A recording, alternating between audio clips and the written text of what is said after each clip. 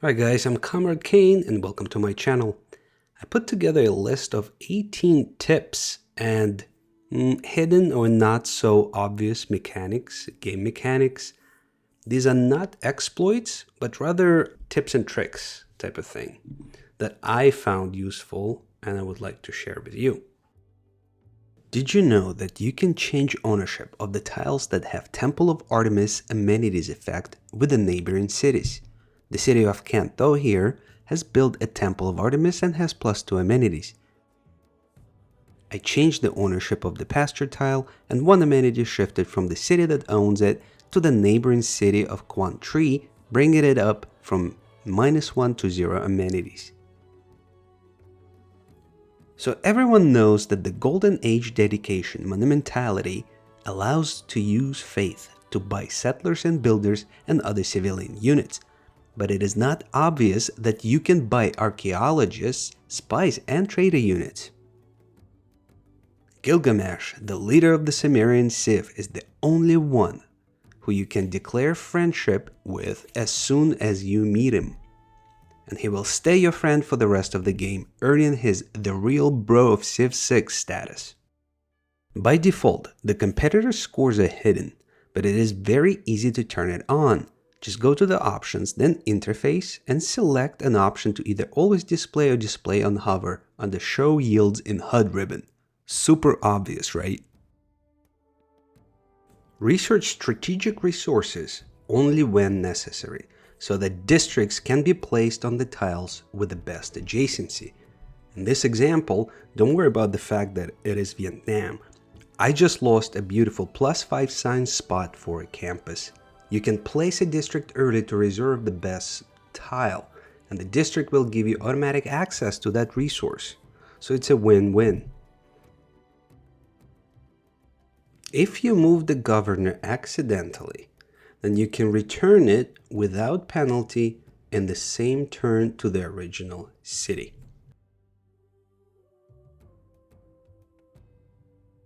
Victor's Embrasure title enables all military units trained in this city to start with a free promotion, but it is not obvious that spies also get a free promotion, as well as naval units.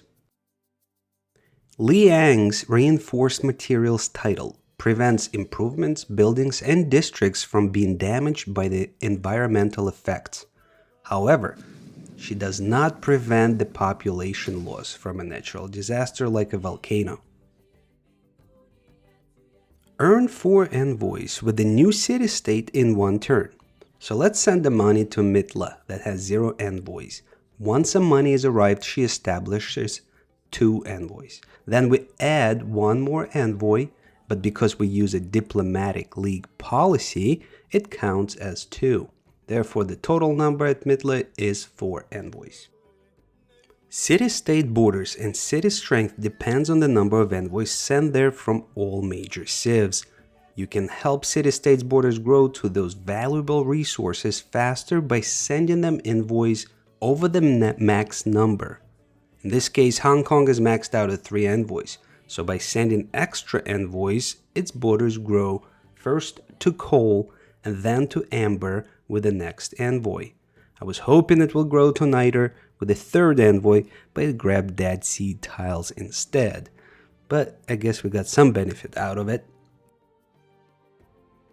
You can improve luxury and strategic resources of a city-state and get immediate access to them.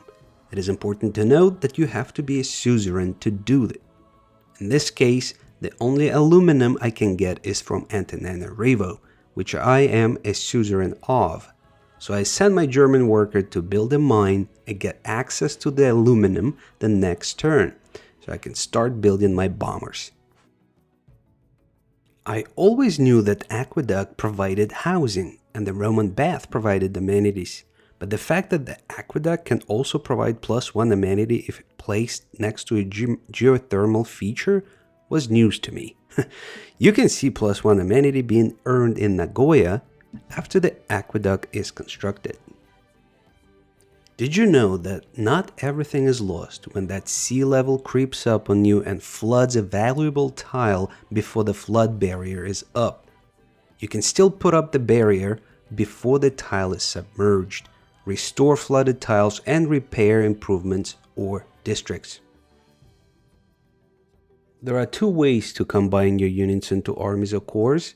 First, you combine two units with different promotions to get one mega unit.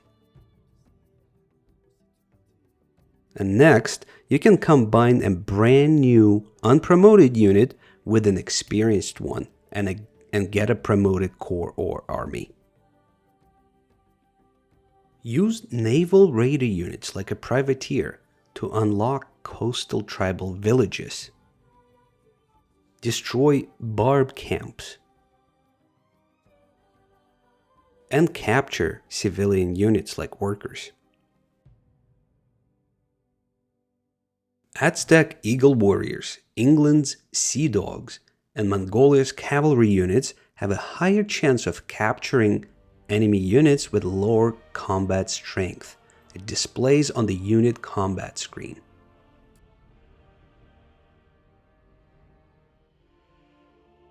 As Spain, get an extra builder with Ancestor Hall when settling a new city on a new continent due to Civs ability. And lastly, a couple of tech tree description errors.